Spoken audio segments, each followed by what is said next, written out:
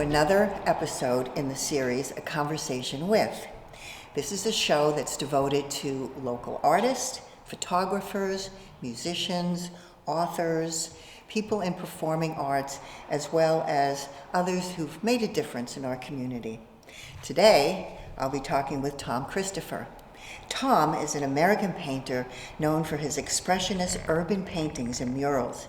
His subjects are often New York City skylines, cityscapes, and street scenes.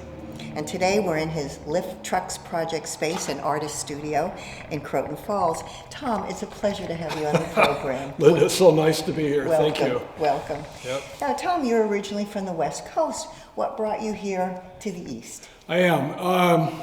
Mainly it was a courtroom. I did a lot of courtroom drawing back in Los Angeles, and I was drawing a lot of criminals like the Synanon and Lee Marvin case, and they let cameras in the courtroom, so I was out of a job. I also did a lot of painting, and most of the galleries seem to be back here. It's an easier place to kind of get a toehold in the art market.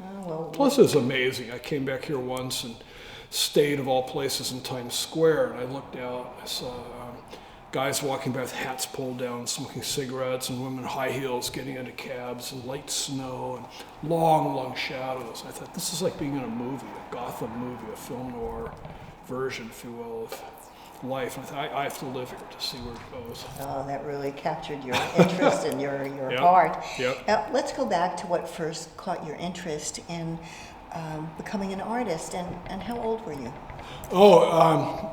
That's easy. I was a kid in the back of the room just drawing and not paying attention to the teacher and drawing classmates. Or it was in LA, so there's a character named Rat Fink. He's kind of the antichrist to Mickey Mouse, and he had a big tail and ears. And I just drew him relentlessly in dragsters and just didn't pay any attention. I've always been not a very good listener. But a great artist. Thank you. Now, did you study to become an artist, or I did did. talent come naturally? No, I'm not the guy who it comes naturally to. I love to draw, but I had to learn, and I learned from the best, like Ward Kimball. He's a guy he's Disney's best friend, and he drew Jiminy Cricket, and he invented the snake in the Jungle Book, and just a marvelous drawer. And I learned from him and Lorsa Feidelson and these amazing artists at a place called Art Center. Mm-hmm. You go from 9 in the morning till 4 in the afternoon, just drawing all the time. It takes about 7 years. That's extensive. Yeah, it was hard, yeah. It was fun though. Now, your artistic ability is certainly multifaceted. Early on in your career, you worked for CBS Records. I did. And what drew you to the music industry, and what did you do there? Oh, that's another good question. I was looking for a job, and I went in the Art Center recruitment office, the career office, and she threw a telephone number to me. I didn't know who the guy was. Called him, it was a CBS Records. And I went down, this is great, what a break. He said, well, we need some posters made. So how marvelous, sure, I'll do posters. I'd never done them before, but fell right into it. We did Toto and Bruce Springsteen and Elvis Costello, and these great artists were just coming out, and it'd be rapid fire overnight or 2-day production lines. It was so much fun. Did you get to meet any of the artists No. themselves? No, just No. did their artwork. They kept us away. Now, after that, you were, and you mentioned this a little bit earlier, you were a courtroom artist for CBS News. Now, how did you land that gig, and what were some of the notable trials that you covered and illustrated? Oh, sure.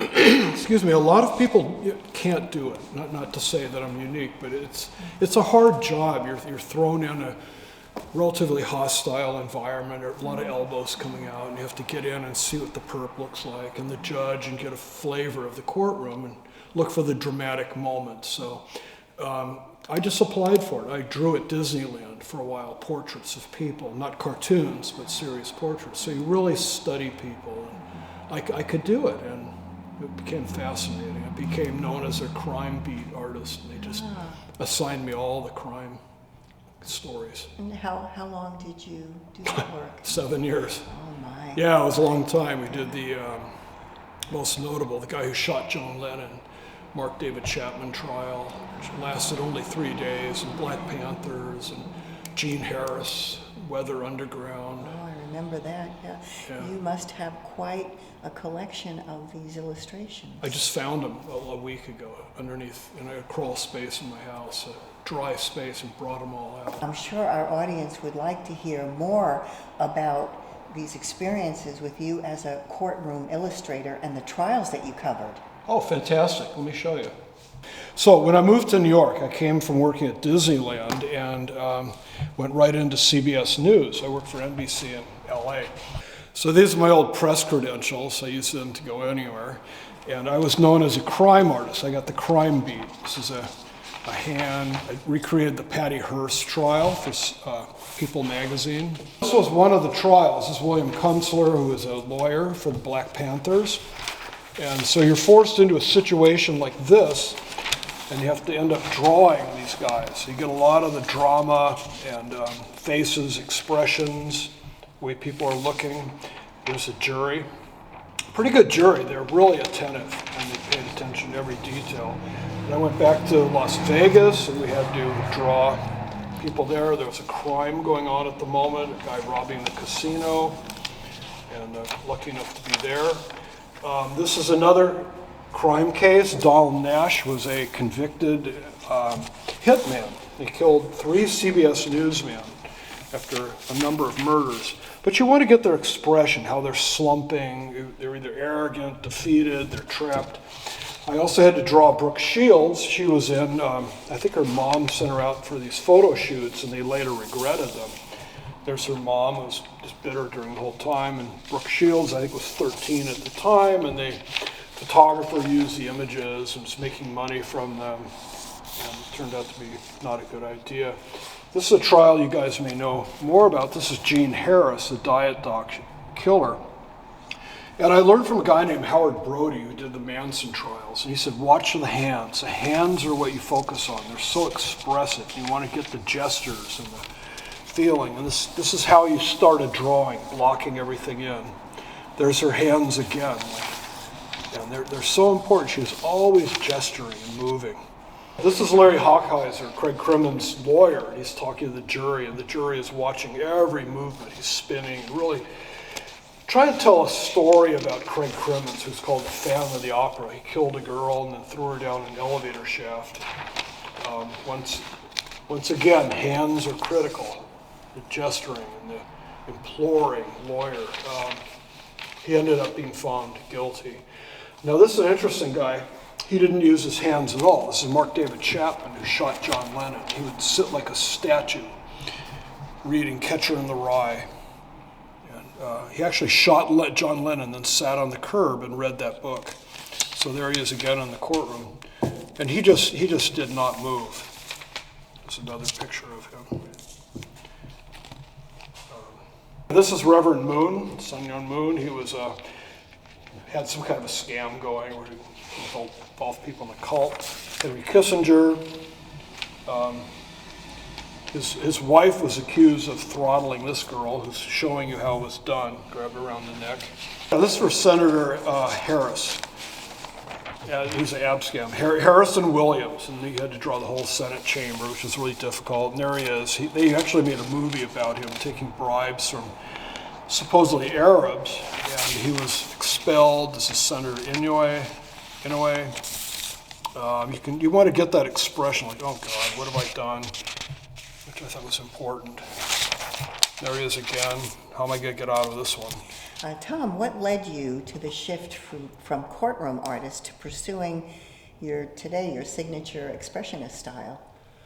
It kind of evolved out of it, and it's kind of a grim story, but after 7 years of the murder beat, I just had enough. And there was one particular story where the couple buried their kid in a refrigerator in a vacant lot, and the grandmother was screaming in the back of the court. I said, you know what, that's it, that's just enough.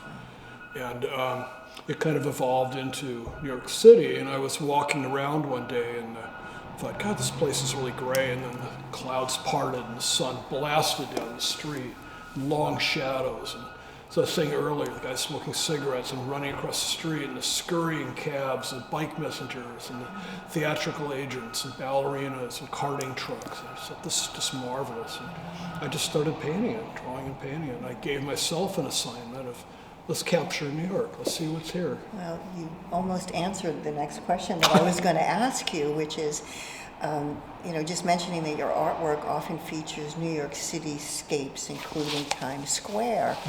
And, I thought our viewers would want to know, what is it about the city that appeals to you as a subject? And basically, you just described that to me, the energy and the excitement and the diversity. And Well, it's such a dynamo. It's always teetering on the edge of chaos, but for some reason, everything moves along and goes well. So. And I just want to focus for a moment on two of your works of art. One of them, To the East River. It's one of your many New York City skylines. What influenced this as a subject? Okay, I lived in Long Island City for many years, like 13 years, and we'd always look out at New York City. It looked like Gotham out of a Batman comic.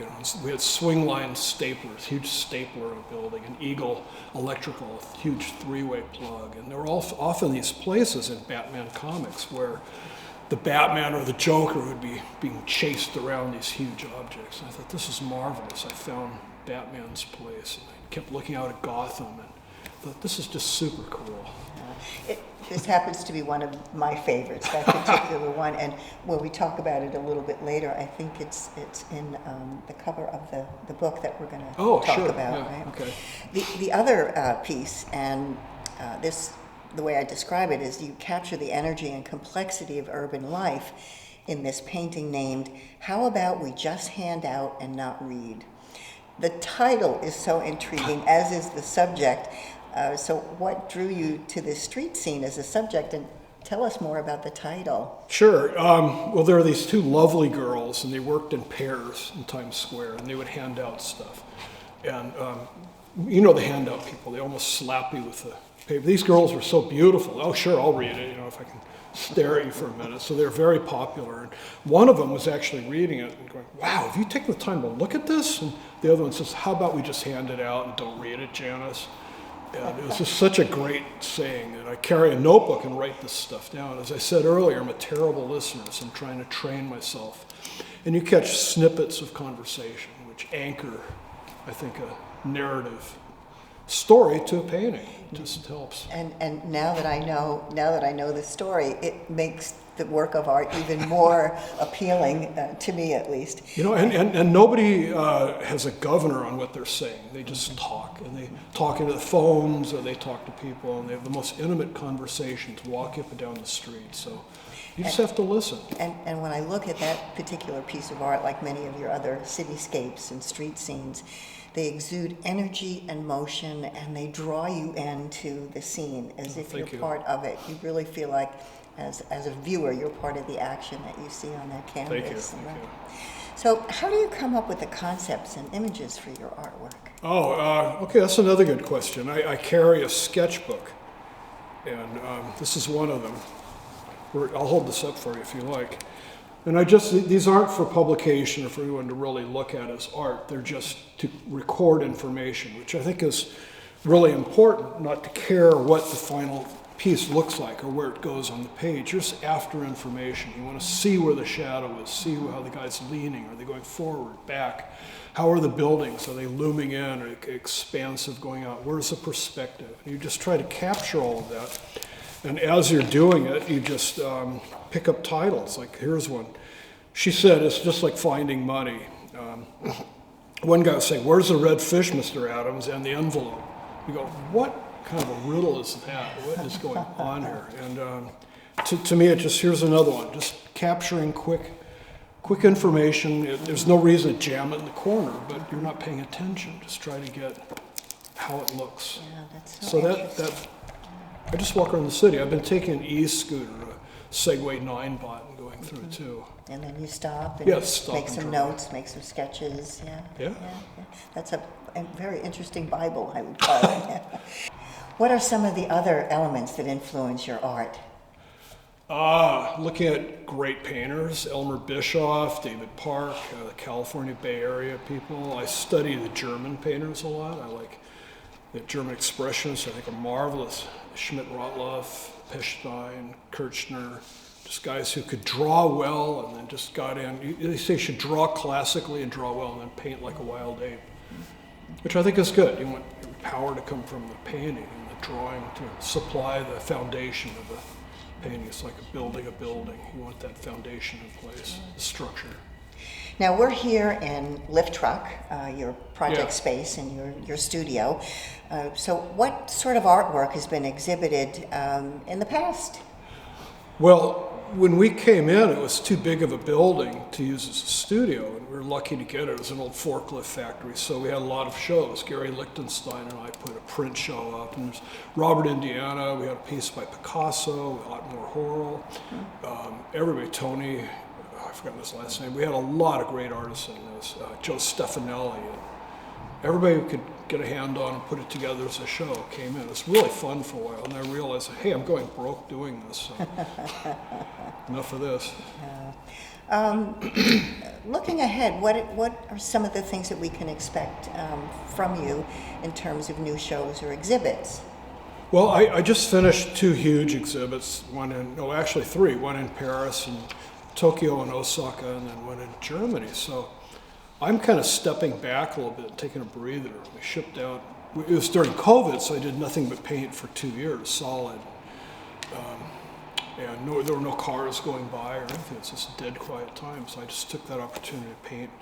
So we've had the show, and there's like 78 paintings, or another 20 on top of it that went out. So I'm just taking a breather right now. But I'm looking at a lot of tattoo artwork and incorporating the classic tattoos, the mermaids, dragons, the man's ruin, a girl in a martini glass, and the heart, and the I love mom things, and putting those in the pictures. This kind of to symbolize thoughts. What are people thinking about? And it came from a handout guy on the street, and he was just handing out stuff. He had a sandwich board, and he said, I'm never lonely because I'm never alone, or something like that. I could stand out here all day because I'm never alone. I thought, what is this guy saying? What's he thinking of? And you have hopes and dreams and inspirations and fears. What a comment. Yeah, I know, isn't it great? You just have to it's all out there in New York. You just have to listen. Now, just looking behind me, one of your exquisite works, what materials and techniques do you use in your paintings? Oh, well, I can't give away all the secrets. Unless I want to be another Bob Ross. And I love Bob Ross. He's so funny. You start with the pencil lines. You see the pencil lines and the action and gestural lines, and note how you draw it carefully. Well, each of these figures are drawn over and over in the book, so you know kind of what you're going to do. And then just rapidly get in and paint it. And I want the abstracts to come through, so after a while you stop seeing that bridge, that's the Pershing Square bridge, you start seeing a slab of aquamarine color and turquoise. You start seeing marks, it becomes patterns and abstract splatters. Like in here, you look at this pattern going across, and I hope that has a lasting impact. So you have it on a number of layers, a story, you have the actual center of New York, Grand Central, and then you have abstracts. Asking a lot, but you never know. Now, your artwork has been featured locally and overseas in museums and galleries and group shows.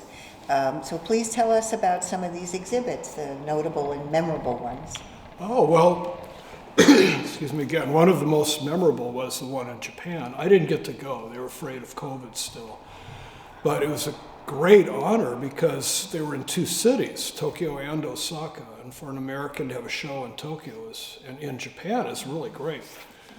And it was well received, so I felt good about it. And you've had shows all throughout Europe, haven't you? Yeah, I have. Yeah, I've been lucky. Yeah, Paris and Germany, a lot in Germany.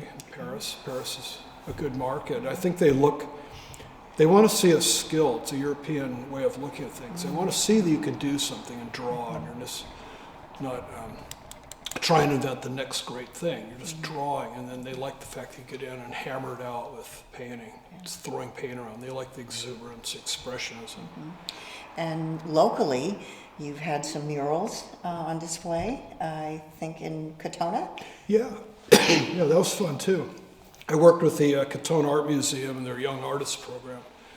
And I didn't do the mural, I gave them the assignment. I just said, hey, splatter some pattern colors around it. I want you guys to come up with an object you'll be carrying with you in 20 more years. What do you have with you? And they thought about it. I thought I'd lost him after that. One came back with a cat. I said, what's with the cat? I want to be a veterinarian. Perfect. Another young lady at Scales of Justice. I want to be a lawyer.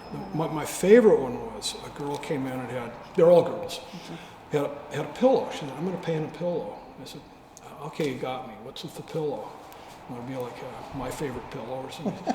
She goes, no. I want a restful home to come home to at the end of the day. And I thought, this is the best one yet. Yeah. So Well, it was so much fun. What a great way to nurture creativity in young people. Yeah, I was lucky. Yeah. Oh, that's great. Very up for it. And then you've had a few exhibits in New York City. FIT, an installation at the Brill Building. Yeah. Our audience would love to hear more about that. Oh, sure. Yeah, the Brill Building was fun. It's that building where Lieber and Stroller and all the famous Carole King and famous musical people were there. And a guy bought a painting from me in Paris. And I said, well, do you want to look at any others? He said, no, but meet me in Bryant Park. So I met him in Bryant Park. I thought, who's this guy? What do you do? He said, well, I own that building. He pointed the American Radio building, American Standard. And I was like Forrest Gump. I didn't know what to ask him next. So I said, oh, okay, what else do you own? He goes, well, I just bought the Brill Building. So again, Mr. Forrest Gump, what are you doing there? And he goes, nothing. I said, oh, can I work there? And he said, sure. When do you want to start? I said, I don't know. He goes on his little phone. I said, how about Friday? Yeah, Friday. And my favorite artist, Andy Hammerstein, I called him immediately and said, sure, I'm game. And we went down and took over the front windows and just started painting. And it was just great hearing all the noise and racket from Times Square on a street level. It was so fun. Oh, so passersby were able to see what you were doing in the They were, building? yeah. So you had an audience every day. Ham that I am, yeah. How much fun was that? Yeah, Andy and I loved it. Yeah. And then you were part of FIT. They had a fine art media lab that you participated in? Yeah, it was actually virtual reality. It was done for Montefiore Medical Center, where we walked into a painting and you created a Google Tilt Brush. And it's a three-dimensional, first time you will actually walk into a painting. It opened up. So I worked with interns there. It's about a year and a half of that, having headsets on and painting. The stylus and these wands. Now, at one point, you mentioned this earlier, you experimented with printmaking, and you had an art exhibit with the master printmaker, Gary Lichtenstein. Tell us more about that.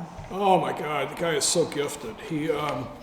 He's just like a throwback to the 60s, like Hunter Thompson or somebody who would smoke a cigarette and he'd be pouring this napalm on top of his press and be churning around, look at the lights. It's 3 a.m, Gary. Go, yeah, I'm almost there. And just you expect the whole thing to blow up any minute and come out with this marvelous picture. And he's a better colorist than anybody. He's a better colorist than I am, or Robert Indiana, or Andy Warhol, right? But anybody he's worked with, and he just ups things by 10 or 20% what you're doing. And I kind of threw him off because we'd put a color down and say, okay, this is fine, we're going to leave this. And he'd go, oh no, we're not going to copy your painting. No, we're not. We're going to do something new. So it's a great collaboration. Can't say enough nice things about him. Yeah. Well, you've already mentioned a number of artists that you enjoyed working with or collaborating with, and you know, I can tell by your tone you admire them as well. And I wanted to show our audience this book, marvelous book that I had an opportunity to go through. So I'm sure our viewers would like to hear a little bit more about it. Sure. Well, it was for the shows in Japan. And I think it's nice to have a book because someone who's considering owning a painting or collecting can have it and read about it, go in a little bit more depth, and it provides a solid basis for the work. They're very kind in printing this. Not many galleries in the United States do this, so European galleries and Asian galleries, Japanese galleries will do that. It's a very respectful, honored to have that show and the book. Yeah. It's quite impressive, and I enjoyed thumbing through it, and I think our viewers might as well. So, is it available for purchase? Probably through the gallery. I don't know. I think so. If you call them, they're in Paris and Tokyo, though. But sorry. Nowhere locally. Now, you've lived in South Salem for a number of years. I have. And South Salem is in the town of Lewisboro. What do you like about our town? Oh my God, where do I start? I love Lewisboro. We raised 2 kids there, and it has everything. It's quiet. People leave you alone if you want. You can make friends if you want. We know everybody on our block. We just had a party at our neighbor's house who's 94, and she had Kentucky Fried Chicken, which she eats religiously. Yeah, this is so much fun. It's the best place in the world. You know, the green trees and dirt roads. Don't change the dirt roads. We love the dirt roads. So very lucky to see fox and a mountain lion. I've seen a mountain lion there. And reportedly a bear. Just very, very lucky. We enjoy it too. We love living here. Great place. Don't change it. It's a great place. And so we're here in Lift Truck. For our viewers who want to see more of your paintings, is Lift Truck open to the public, or will it be? Well, we're opening up downstairs again. We're opening up a gallery, Lift Truck's gallery, but I don't like to put my work in because I'm curating the shows, or I have the building, so it's kind of like a vanity thing to do. I'd rather give other artists a chance to show their work, and that'll hopefully be opening in January, so stay tuned. Okay. And for our viewers that would like to learn more about Tom or Tom's art, can they visit your website, and what's the website address? I wish I knew. I think it's tomchristopher.nyc at NYC, or the NYC's in there. There's a couple of Tom Christophers. One's a guy in Indiana who paints snow scenes, another one's an Elvis impersonator. So I'm not either one of those guys. So we better add that NYC to the link. Yeah. Well, Tom, it's been a pleasure having you on the show today. I want to thank you for joining us on A Conversation With, and thank our viewers for watching LCTV Channel 20. Until next time, this is Linda Press Wolfe for LCTV Channel 20. Channel 20, winner of overall excellence in government access.